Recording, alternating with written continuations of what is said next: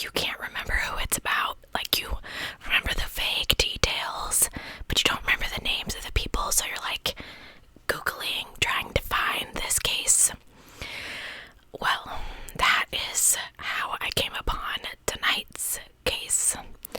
I read about a case once, and I didn't write it down or whatever, but I've always tried to find that case again to cover it for you guys.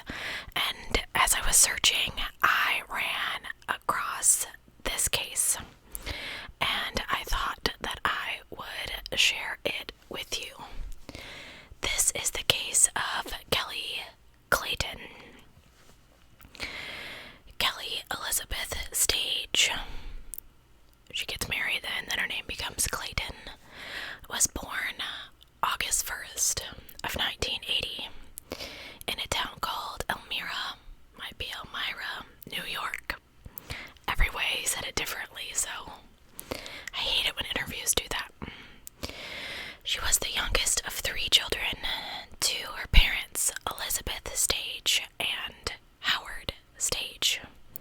Howard was a longtime chief of the West Elmira Volunteer Fire Department. So Kelley grew up in the town, and her older sister Kim always just wanted to keep her safe.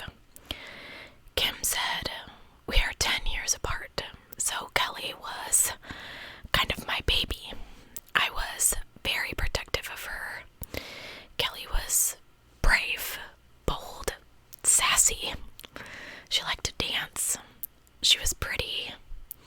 She could model, and I think that's what she wanted to do."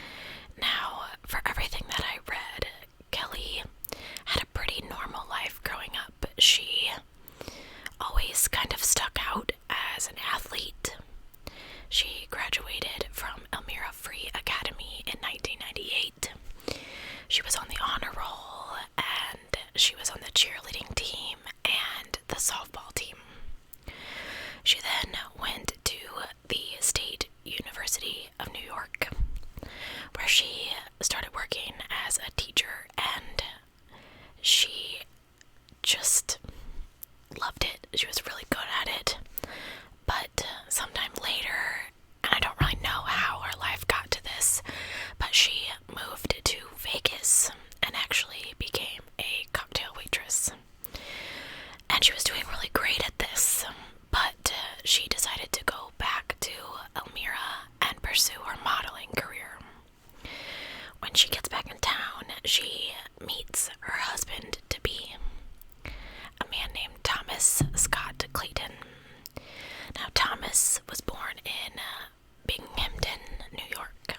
It is described as a small manufacturing city about an hour east of Canton. I'm sorry, there's no in there. Canton. Thomas's father, Scott, worked as a landscaper, and his mother, Phyllis, managed a food service company. Thomas grew up unremarkably. He was well-liked, an okay student, and an athlete. He spent most of his time actually playing my favorite sport, ice hockey. This is a sport he continued in college at Niagara University, a small Catholic school in Buffalo, New York. Thomas played forward on his hockey team, and he was good at it, good enough to get recruited to a minor league team the same season he graduated, the Elmira Jackals. The Jackals were a new Eastern Conference team. He joined the United States Hockey League in the year 2000, just 2 years. They joined the United States Hockey League in 2000, just 2 years before Thomas joined their team. But the team and the players were promising, and better yet, they were based in Elmira, New York, not far from where Thomas lived. He wanted to pursue a career in hockey. He wanted to be in the NHL, but he decided to play in the minor leagues for a while and thought Elmira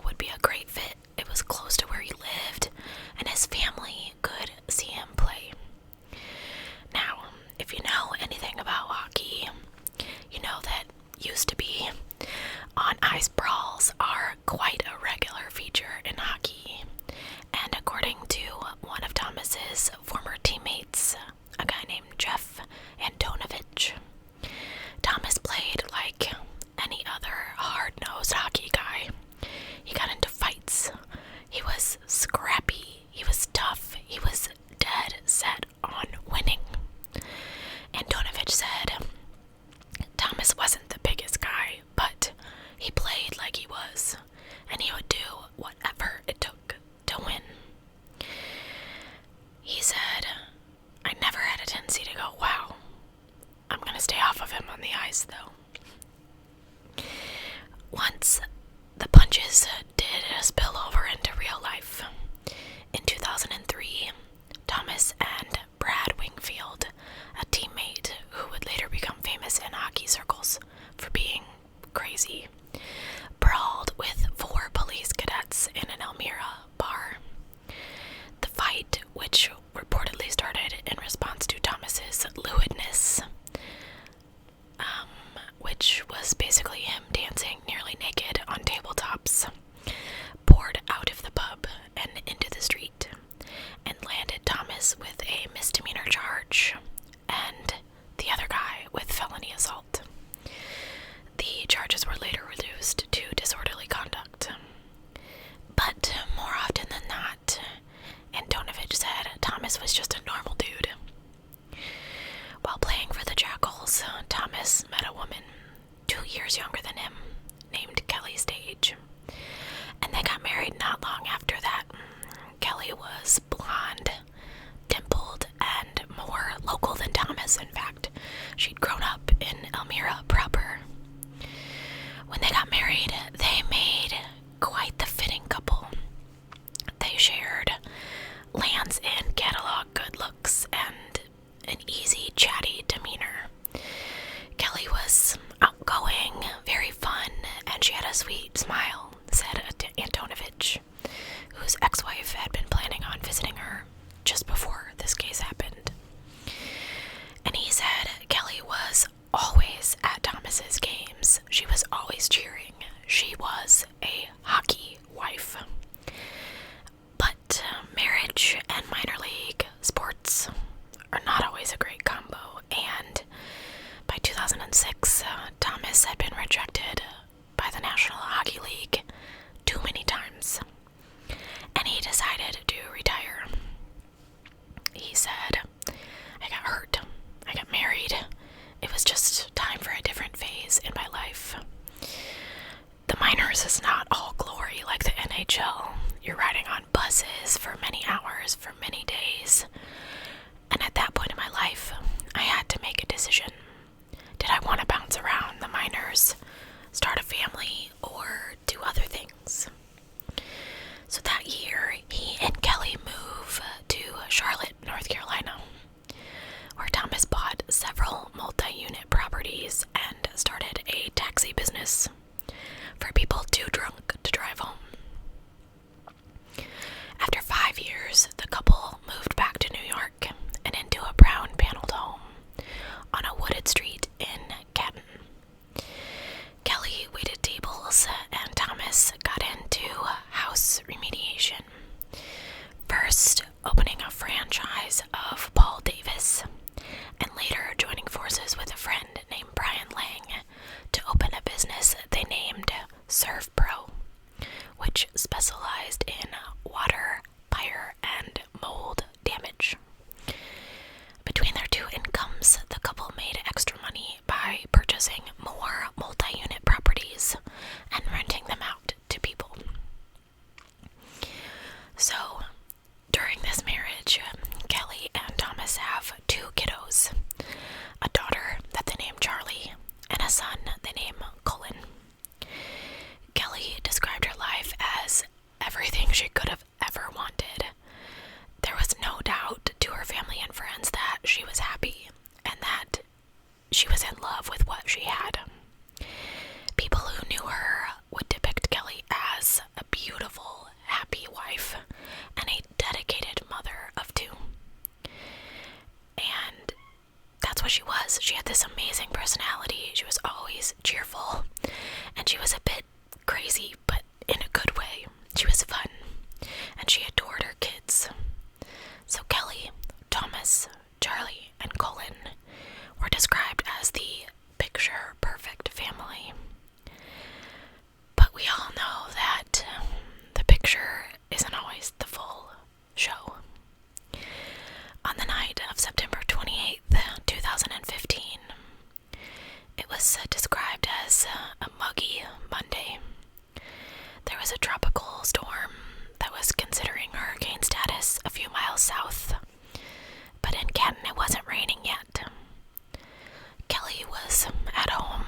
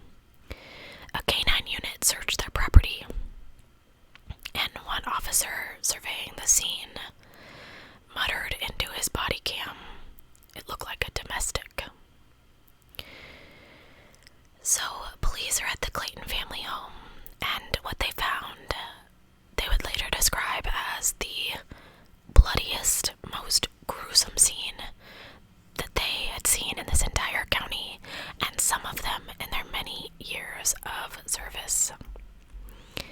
As I said, Kelley Clayton's body was on the floor. She was covered in blood, and it looked like she had been hit to death. Police immediately started to assume that it was a robbery gone wrong. But once they started checking the house, they realized nothing was missing. No money, no jewelry, no nothing. Also, there was no signs of forced entry, no broken windows, no broken door handles. So either Kelley left the doors unlocked at midnight, or this attacker was someone she knew, right? But who would want to hurt Kelley? Was the killer there to hurt Tom instead? Detectives would soon find out. Kelley Clayton was bludgeoned to death with a fiberglass maul handle. It's a type of tool, and it has this really round kind of handle. The killer hit her on the face so many times that she was pretty much unrecognizable. There was blood on the floor, on the walls, upstairs, downstairs, just blood everywhere. The detective said it seemed like the altercation started upstairs in the bedroom, which would make sense, but continued downstairs into the kitchen. According to the blood patterns, the bruises on Kelley's body, and the broken furniture, it appeared that Kelley had put up a good fight before she had been murdered. Police really had no idea who would be mad at Kelley or her family that would be mad at enough to do this to her. But they started paying special attention to Tom and his behavior. Even before they asked him any questions, he mentioned he had proof he was at a poker game that night, and not only were there witnesses, but his car had GPS. So they decided to actually check with the group of friends that he was with on that poker night. So the police decided they needed to check with Thomas's friends that he was actually there at poker night. When they were interviewed, Lucky and Greg Miller confirmed, yeah, he was there just like normal. But what they also said is he was acting a bit strange that night. He wasn't gambling like usual. Apparently this guy brought stacks of money to this event. He wasn't drinking like usual, and his behavior seemed to be a bit less spirited than normal. They would also all usually stay playing poker night, gambling, till 3 a.m. on Monday nights. But on this particular night, Tom left a lot earlier. And another detail that they recalled is Tom asked Lucky for her cell phone to make a call, and he had deleted the number afterwards. Of course, all of these things made the police kind of suspicious. So Kelley's daughter Charlie witnessed the attack, so detectives asked her if she could describe what had happened. Now, I read 2 varying accounts of Charlie at the time. Whether she was 7 or 5 isn't really relevant to me because it's still really young, but this is what she said.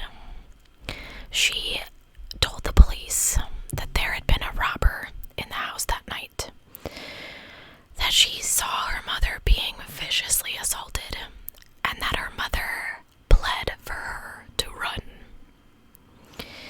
According to ABC News, Steuben County Sheriff Jim Allard spoke to Charlie shortly after the incident, and she said she saw a man hurting Mommy.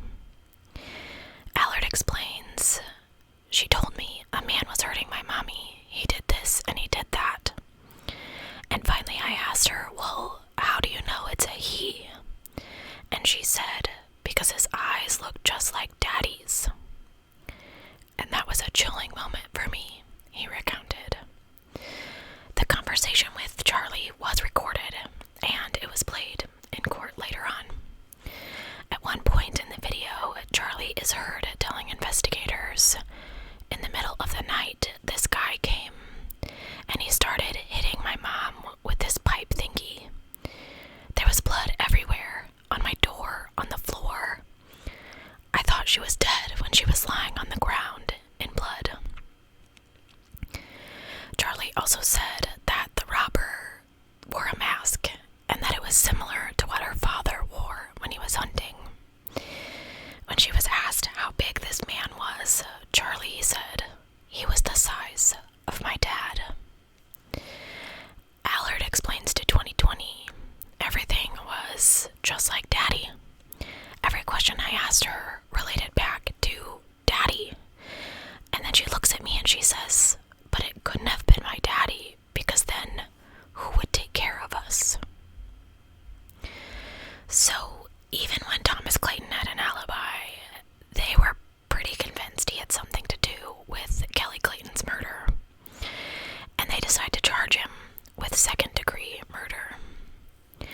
After they checked the number that Tom called from his friend's cell phone that night, police discovered that this number belonged to a man named Michael Beard. Michael Beard had worked for Thomas up until about 2 weeks prior to this. And when investigators brought him in for questioning, it didn't take him very long before he confessed that Thomas Clayton had hired him to kill his wife and then set the house on fire, even with their children inside. And for this, he was going to get paid $10,000. But he said that when he got to the Clayton's house that night, Kelley was already dead. And Tom would ask him to get rid of the murder weapon and his bloody clothes and ask Michael to go away. Michael Beard also lived in Elmira Heights. He rented an apartment owned by Tom Clayton, and he worked for both Paul Davis Emergency Services and for ServPro.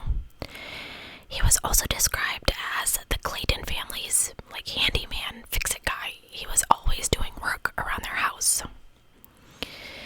So this case appears to be a murder for hire, right? But it wasn't clear for the police why their daughter had pretty much identified Tom as the killer, and why Michael said Kelley was already dead when he got there. Michael told the police Tom wanted his family killed and the house burned down so he could get money from the insurance policy.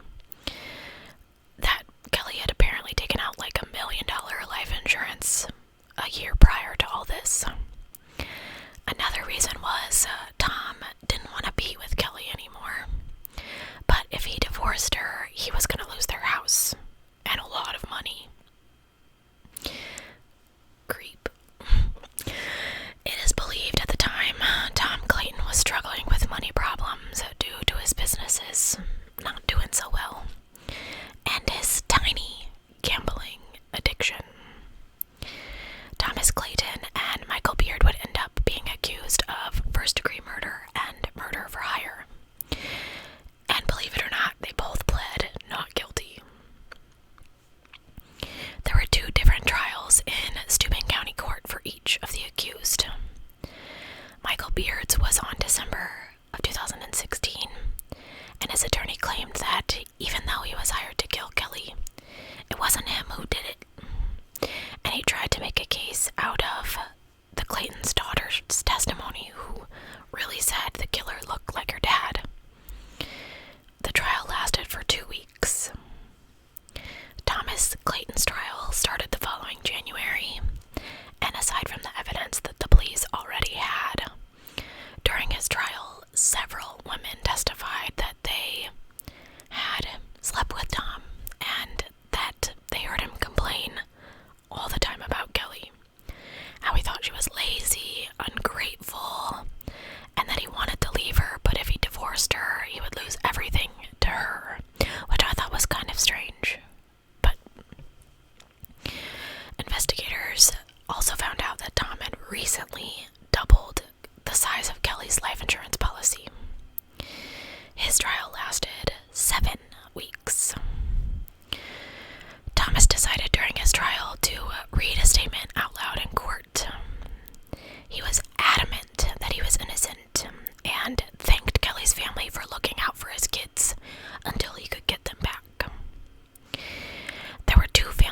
lost something in this tragedy.